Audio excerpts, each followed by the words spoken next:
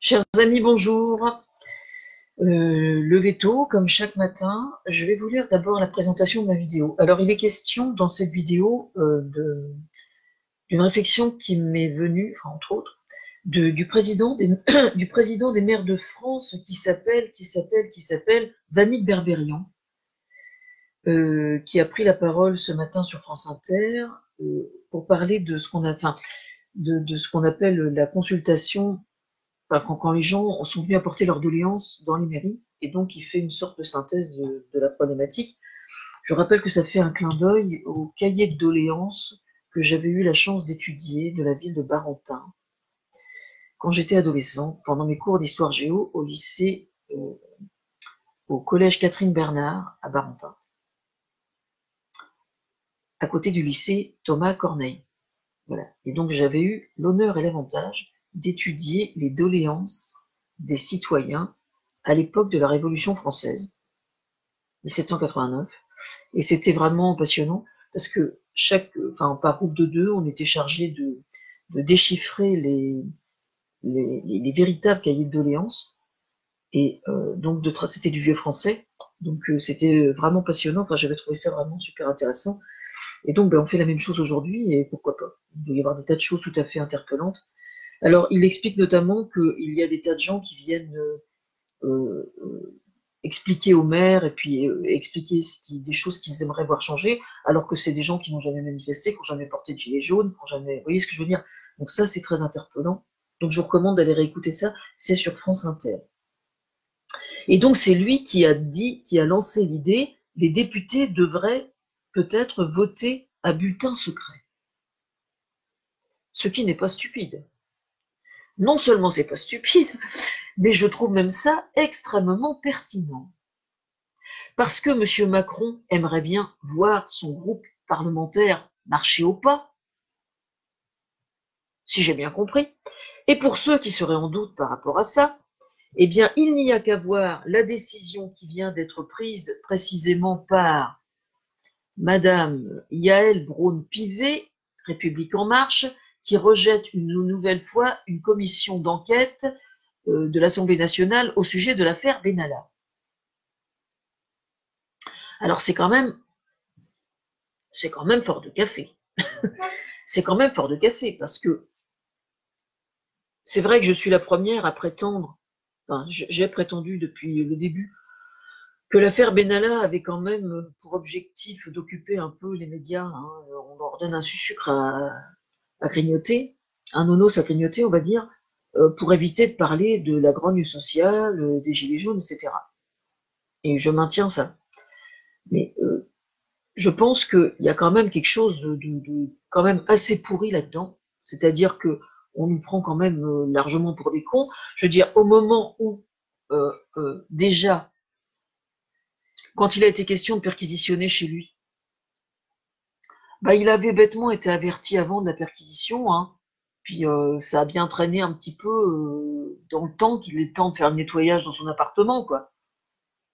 Alors, on me dit, je sais plus où est-ce que j'ai entendu ça, c'était à vous sur France 5, que Emmanuel Macron, comme tous les présidents de la République, souffre de solitude et que le pouvoir isole, et ce qui est vrai, visiblement, parce que toutes tendances confondues, tous les présidents de la République prétendent ça, donc quelque part ça doit être vrai. Il y a juste un gros problème, c'est que on pourrait très bien imaginer, par exemple, que Benalla, une fois remercié par l'Élysée, ait continué à rester pote, hein, rester pote avec Macron. Ouais, t'es mon pote, qu'est-ce qu'on dit, toi? C'est entre copains, quoi, oui. En tant que bénévole, quoi, en fait. En tant que bénévole. Pourquoi pas? Tout à fait. Mais alors, dans ce cas, j'aimerais bien comprendre ce qu'il est allé foutre là-bas, quoi. Qu'est-ce qu'il est allé foutre en Afrique et au Tchad quelques jours avant la visite de Macron? Je veux dire, si c'est par pure charité chrétienne que Benalla a continué à entretenir une relation amicale avec Macron, afin qu'il se sente moins seul et qu'il évite les antidépresseurs, mais non, le pire c'est que je ris pas quand je dis ça. Je veux dire, pourquoi pas? Pourquoi pas? Mais dans ce cas-là, il faut qu'il reste à sa place, quoi. Hein? et pas qui jouent les émissaires ou les pseudo-émissaires. Et alors, dès l'instant qu'on cherche, nous, citoyens, à en savoir un petit peu plus quand même sur ces magouilles, bah on nous dit, bah non, hein. Bah non, hein, l'Assemblée nationale, elle est raide comme un bâton. Enfin, le groupe de La République En Marche se comporte vraiment comme des laquais derrière le président de la République. Donc là, il y a quand même un gros problème. Hein. Moi, je suis désolée. Hein. Ça frise quasiment le conflit d'intérêts intellectuels, on va dire. Hein. C'est dingue. Alors, c'est pour ça que j'ai dit dans mon billet sur mon site internet, Benalla est photogénique, mais pas autant qu'un gilet jaune. Parce que moi, ce mec-là, ce qui m'a toujours marqué, c'est que dès l'instant que le début de l'affaire a éclaté il y a plusieurs semaines, le mec, il se démontait pas, quoi. Hein. Il posait devant la photo, il posait pour prendre la photo. Le mec, il est en train de se construire sa petite réputation de mec pas très clair, effectivement. Hein. Puis il va nous sortir un livre là d'ici peu, hein, soyez sans crainte. Hein. Il y a déjà des gens qui écrivent son histoire. Il n'y a aucun souci. Parce que le but, c'est quand même de se faire des couilles en or. Hein, d'accord.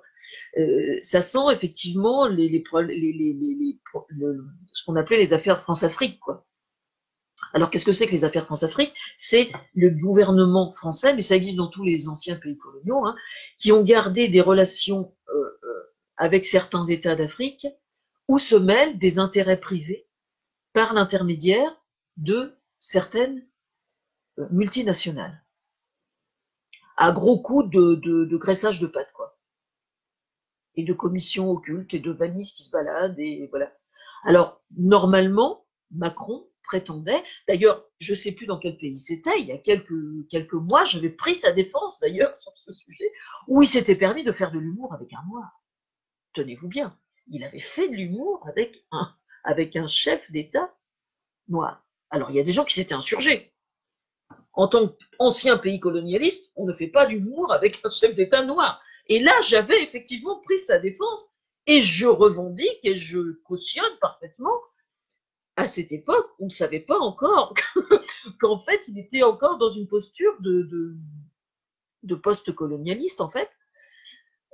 Et donc, bah oui, effectivement, j'avais pris sa défense et je cautionne toujours. On a le droit de faire de l'humour avec un noir et avec un président noir, bien noir, africain. Je trouve ça tout à fait normal quand on est dans une situation claire, avec des relations claires, avec une politique qui respecte ses adversaires. Pourquoi ne pas faire de l'humour?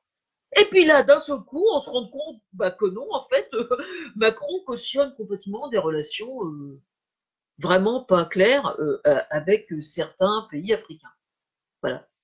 Donc c'est vrai que moi qui défends le panafricanisme, alors le panafricanisme, je vais rappeler ce que c'est une vision de l'Afrique qui tend à considérer l'Afrique comme un groupe de pays, un continent, ce qu'il est vraiment, un continent qui est en droit de revendiquer, de peser aussi lourd qu'une autre partie du monde, comme l'Europe par exemple, dans une relation d'équilibre. C'est ça le panafricanisme. Pour ça, il faut effectivement que les pays d'Afrique s'entendent entre eux, ce qui n'est pas simple et qui n'est pas gagné, ça on est bien d'accord, mais n'empêche que l'idée, j'espère, fait quelque part son chemin. Bon, moi c'est ce que j'aimerais parce que plus l'Afrique fait son chemin en tant que continent, plus elle serait à même de gérer elle-même ses problèmes, pour peu que les multinationales de chez nous, par exemple, aillent pas se faire des couilles en or là-bas sur leur dos, par exemple. Vous voyez ce que je veux dire? Bon, voilà. C'est mon point de vue, mais je le partage. Hein. Je suis pas égoïste, je le partage. Voilà. Bon, bref. Alors, je sens quelques ironies quand même dans ces attitudes-là de Yael Braun-Pivet, qui refusent ça parce que évidemment, évidemment ils sont complètement, c'est vraiment les petits laquais du président de la République. Moi, c'est comme ça que je le vois. Et ça fait notamment écho à un billet que j'ai fait il y a quelque temps où j'avais ironisé sur la notion de moratoire. Alors, il faut faire un moratoire. Quand on colle un problème aux gens qui nous gouvernent, il y a les sondages et il y a le moratoire. Alors ça, le moratoire, comme usine à gaz, je redis, c'est une belle usine à gaz. Je redis. Et là, en fait, ah ben non, on considère que c'est pas trop. Alors, il y a juste un problème, c'est qu'il y a quand même des juges, à ma connaissance, ont commencé à fourrer leur nez là-dedans, dans l'affaire de Benalla. Et que ce que l'Assemblée nationale en pense, ben, ils en auront rien à foutre en fait. Hein. Et ils vont continuer à faire leur travail, eux. Mais moi, je retiens quand même cette idée venant de Vanik Berberian, pardon, l'idée qui serait que les députés devraient voter à bulletin secret. Parce que ce qui se passe, c'est que là, comme ils votent pas à bulletin secret, eh ben, ils ont peur des représailles. J'ai bien dit représailles, de la part d'Emmanuel Macron. N'en déplaise à certains. Voilà. Bon. Sinon, au sujet des gilets jaunes, il y a quand même un vrai problème, c'est que ça devient un peu comme à l'époque des attentats, je suis Charlie, tout et n'importe, enfin absolument n'importe qui, derrière n'importe quelle bannière, derrière n'importe quelle idéologie, se disait je suis Charlie. Je suis machin, je suis machin, je suis machin. Les gilets jaunes, c'est pareil. N'importe quel couillon met un gilet jaune et fait n'importe quoi, et il y a toujours un connard, sur votre respect, sur les réseaux sociaux pour dire ah ben vous voyez bien qu'ils sont antisémites puisqu'ils disaient des trucs antisémites et puis ben, ils portaient des gilets jaunes. Ah ben voilà, évidemment. Voilà. N'importe quel con va faire un casse demain, il va mettre un gilet jaune. Mais, oh ben ils sont malhonnêtes, ils font faut arrêter quoi. Je veux dire, c'est n'importe quoi. Ça devient vraiment n'importe quoi. Je suis désolée. Enfin, je veux dire, pour se battre politiquement, allez fouiller du côté de Génération S et puis vous verrez qu'il y a des choses intéressantes qui sont dites. Qu'est-ce que je voulais dire? Ce matin, il y avait sur RTL Benoît Hamon, qui passait de bonnes fêtes, visiblement, entouré de sans-abri. Moi, j'étais toute seule, lui, il était avec des sans-abri. Bon. J'ai bien aimé ce qu'il a dit au sujet de France Insoumise. Il a dit, écoutez, franchement, moi, je laisse se démerder dans leur coin, on n'y comprend rien. Je suis assez d'accord. Le peu qu'on voit, le peu qu'on soit interpellé par des gens de la France insoumise sur le fil de Benoît Hamon et de Génération en général, c'est pour se faire, non pas agresser, mais on sent quand même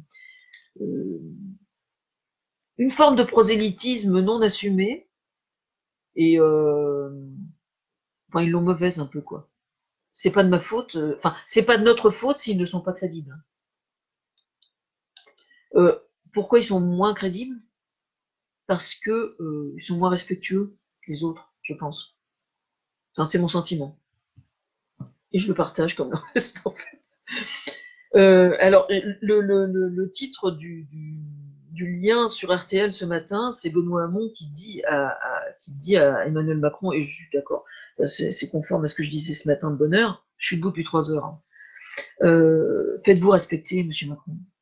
Et c'est ça, en fait. Il y avait un humoriste qui a fait un dessin qui était sur Twitter il y a plusieurs jours de ça, je me souviens plus, qui montrait Benalla à un bureau style présidentiel et puis qui donnait ses ordres à Macron.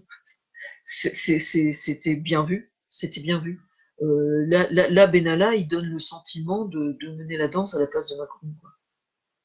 Ce qui est quand même, moi personnellement, je trouve ça quand même un peu flippant. Hein. Je suis désolée. Hein.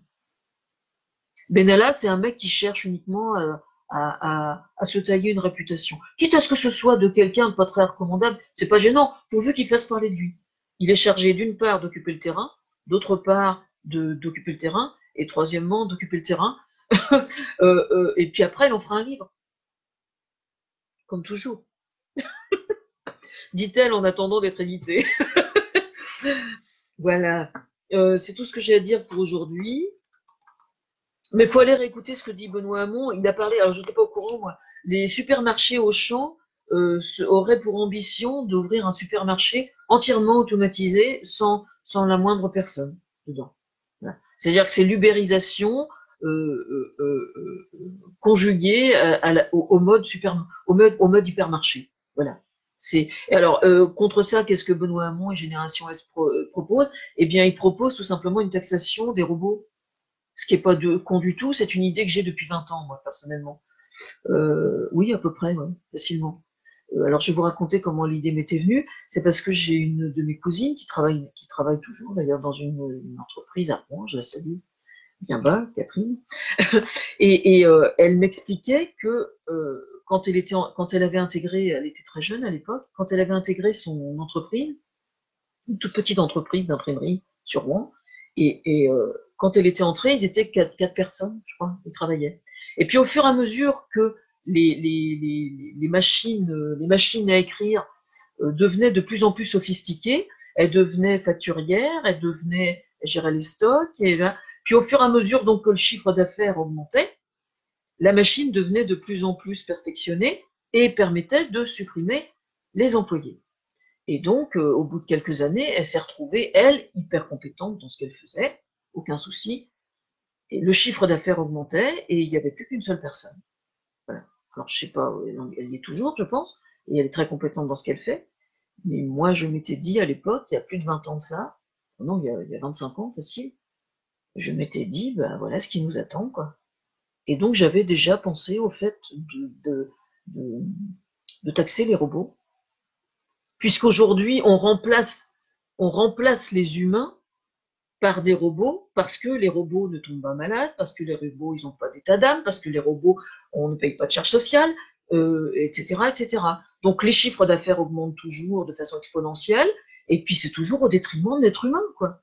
Alors oui, faut remettre l'économie au service de l'être humain. Il a répété mot pour mot ce que je dis depuis des années, du temps passant. Bah oui, sauf que c'est uniquement dans les paroles et jamais dans les actes, quoi. Voilà. Bonne journée.